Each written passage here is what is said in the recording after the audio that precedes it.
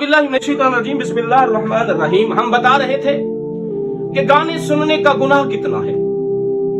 हमने जनाब पैगंबर की एक हदीस सुनाई, जनाब अली की एक हदीस सुनाई, आज जनाब ज़हरा की एक हदीस सुनाती है।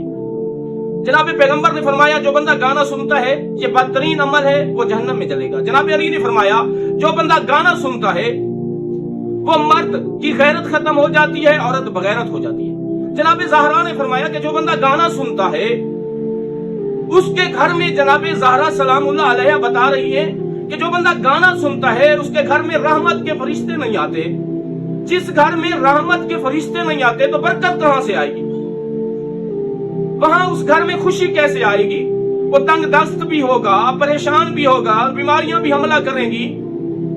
क्यों कि घर में तो रहमत के फरिश्ते आ नहीं रहे।